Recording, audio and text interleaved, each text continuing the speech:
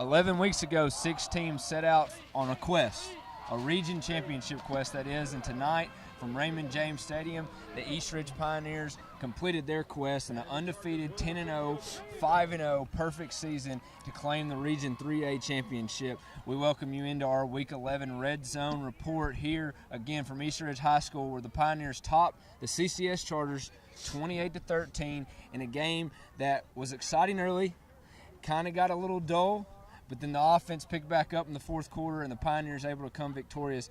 Welcome to my sidekick here, Eric Sisson. What was the persona before the game? How did we get to where we are now, 11 weeks, and East Ridge the champions? Well, I think this is a game that, going back 12 weeks ago, looking at it at the end of the season, nobody thought it would be playing for the region championships. Coming in, East Ridge was picked 4th in the region, and CCS was picked 3rd, so maybe a battle for the 3rd and 4th spot.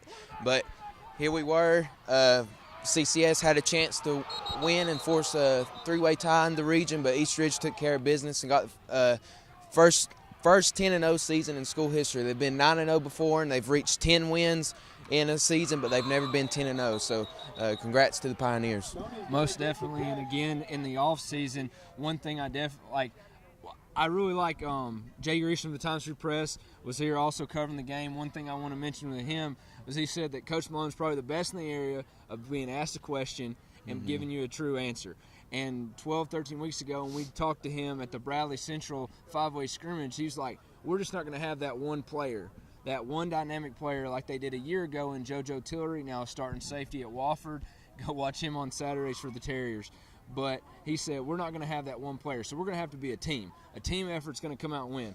Well, then they found number 32, Ternell Moore. Yep. The area's leading rusher, had 3 touchdowns on the night, well over 200 yards. What did he do for the Pioneers? And it was very impressive, and he's not one of those guys that's just like, I'm faster than you, I'm going to hit the sideline and go as quick as I can. He was very patient behind his blocks, let his blocks set up behind a very good offense line, a very underrated offense line for the Pioneers. Very solid performance tonight, and you could see that even when Moore was out for the majority of the second half, still opening up holes for the backup running back. But Ternell Moore, it's a combination of the athleticism as well as the patience and the smart running ability that he has. Definitely had probably 210, 215 yards rushing, only 2 touches in the second half, went 31 yards in those 2 touches for a touchdown to seal the game.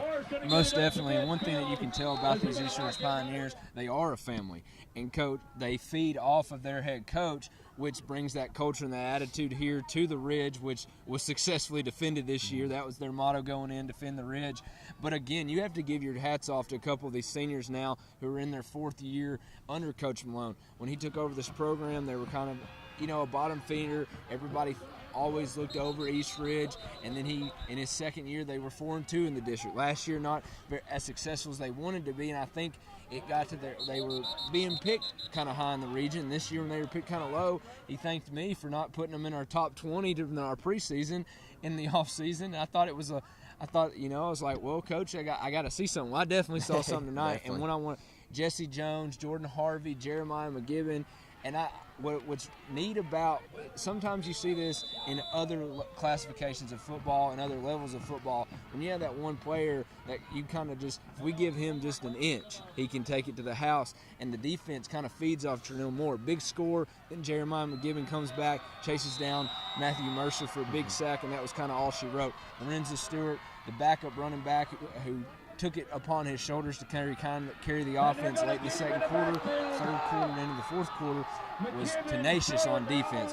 Multiple sacks, multiple tackles, probably an all-area candidate right now. But hats off again to East Ridge, winning, going undefeated. But you can't overlook the CCS Chargers. 7-3, first time in school history of winning more than 5 games. They're going to make the playoffs for the second straight year under Rob Smith, their head coach. He's brought in a new culture for CCS. Definitely. What did CCS do well tonight, and how can they carry that into the playoffs when they travel a week from tonight? Well, even though Ternell Moore had his success on the ground, Spence was happy with the way his defense played. East Ridge had opportunities probably to score a little bit in the third quarter and progress the lead a little bit, but CCS defense bent their backs, didn't break, and held them out of the end zone. But the thing that stood out most to Coach Spence was kind of the drops late in the game on offense. Mercer put the ball in where he needed to put it for the receivers to make plays, and a lot of drops. Had one down here that probably would have gone for a touchdown. That would have put CCS in the lead right there at that point. But just simple things he said that can be fixable next week as they go in their second straight playoff under Spence. But one thing to note about Coach Spence in the post-game interview, he's coached at Clemson. He's been up there, but he compared the excitement building up to this game as going to the Clemson, South Carolina game as a coach. I thought that was great for a high school game here in Chattanooga. Most definitely. And one thing that you can definitely tell about CCS is all the young talent that he has on that roster. Yeah. One of them, most notably, he does have a junior quarterback, and he also has a sophomore running back in TJ Smith who made some sparks there in the first half, one kickoff return for a touchdown. So the Chargers are okay. You know, they're going to be going up against the second seed from Region 4, either going to be Sequatchie County or DeKalb County or Upperman, depending on how all three of those fall tonight. But I like where CCS is. I like where the program is under Spence. They're just going to continue to keep getting better. Yeah, definitely. It's better than it's ever been right now. And they're not really showing any signs of stopping either. A lot of young talent, like you mentioned. Matthew Mercer at quarterback looks good back there. So I think they're going to be fine. It'll be interesting to see what they do next week on the road and see if they can pull an upset on the road. And real quickly, Smith County coming to Raymond James Stadium. East Ridge getting another chance to defend the Ridge. What's East Ridge going to have to do to get a win against Smith County? You know, hopefully Trinell Moore is 100% healthy. I think seeing him come back late in the fourth quarter there is a good sign. So just rehab that knee this week, take care of it, be easy on practice, and just keep doing what you're doing. Good rushing attack, offensive line, run behind this offensive line. This is definitely a strength of this offense.